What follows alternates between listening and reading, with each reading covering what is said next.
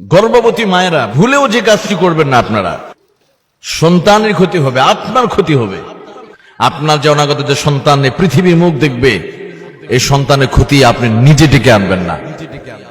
বিশেষ করে আমি গর্ভবতী মাদের জন্য মেসেজটা পৌঁছে দিতে চাই, আপনারা তাদের কাছে খবরটা পৌঁছে দিবেন। অনেক দায়িত্ব আছে, সন্তান গর্ভে আসার আগ থেকেই প্রস্তুতি থাকবে, কিন্তু এরপরও যারা অভিভাবক আছেন, যারা স্বামীরা আছে, যারা তাদের দায়িত্ব হলো স্ত্রীদেরকে এই সঠিকটা পৌঁছে দেওয়া। তবে এক নম্বর তারা বেশি করে সবসময় আল্লাহকে প্রার্থনা করবো, আল্লাহ তুমি আমার এই সন্তানটাকে তুমি নেক সন্তান বানাও। আল্লাহ এই সন্তান যেন খুব সহজে যেন আমি ডেলিভারি দিতে পারি, এই জন্য আল্লাহকে সবসময় দোয়া করবে। আর সন্তান যাতে নেককার হয় এই জন্য কোরআনের শেখানো দোয়াটা পড়বে। কোন দোয়াটা? যেটা নবী ইব্রাহিম আলাইহিস সালাম পড়েছেন, ওই দোয়াটা বলা। আল্লাহ নবী ইব্রাহিম আলাইহিস সালাম বৃদ্ধ বয়সে তিনি সন্তান কামনা করলেন আল্লাহর কাছে, আর আল্লাহ রাব্বুল আলামিন ফাবাশশারনাহু বিগুলামিন হালিম, নেককার সন্তানের মেসেজ আল্লাহ দিয়ে দিলেন। ইব্রাহিম আলাইহিস সালাম নেককার সন্তানের জন্য দোয়া চেয়েছেন। আমরা নেককার সন্তানের জন্য আমরা বিভিন্ন জায়গায় দরগায় দুর্গায় তাবিজ করি, মান্নত করি, কিন্তু আল্লাহর কাছে চাই না। আল্লাহর সেখানে দোয়াটা অ্যাপ্লাই করি না আমরা, যেটা নবী ইব্রাহিম সালাম নিজেই যে দোয়াটা অ্যাপ্লাই করেছেন, এই দোয়াটা আমরা অ্যাপ্লাই করি না।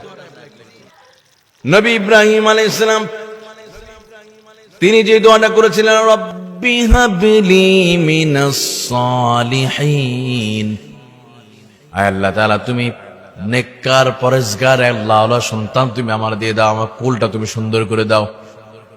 এই দোয়া চাইবেন, অর্থাৎ আল্লাহর কাছে চাওয়া, মানুষের কাছে নয়, কোনো দরগায় নয়, কোনো দুর্গায় নয়, কোনো তাবিজের মাধ্যমে নয়, সরাসরি আল্লাহর কাছে চাইবেন, আল্লাহ তুমি নেককার একটা সন্তান দিয়ে দাও। অনেকে আছে নেককার সন্তানের জন্য বিভিন্ন জায়গায় মান্নত করে, আমার সন্তান যদি ছেলে হয় মান্নত করলাম অমুক দরগায়, এগুলো হারাম। যদি মান্নত করেন আল্লাহর ঘরে করবেন, আল্লাহ আমার যদি একটা নেককার সন্তান হয়, একটা সন্তান জন্ম হয়, যদি স্বাভাবিকভাবে যদি খালাস করতে পারি, তাহলে আমি একটা মুরগি, একটা ছাগল আমি মসজিদে ছাদের জন্য আমি দান করব, মসজিদে একটা ফ্যান কিনে দেব, এইটা কথা। কিন্তু অমুক জায়গায় অমুক মাজারে দেখবেন এরা তো নামাজ পড়ে না, কিন্তু লাল শালু কাপড় পোশাক পরে থাকে, চুলগুলো অনেক বড়, অর্থাৎ মুখতে চেহারাতে দুর্গন্ধ, মানে প্রাণীদের মতো তাদের আচরণ। ইসলামে এটা সাপোর্ট করে না। ওরা নামাজ নাই, অজু নাই, গোসল নাই ওদের ভিতরে, এদিকে কেন দিতে যাবেন? এই জন্য এই দোয়াটি বেশি বেশি করে পড়া।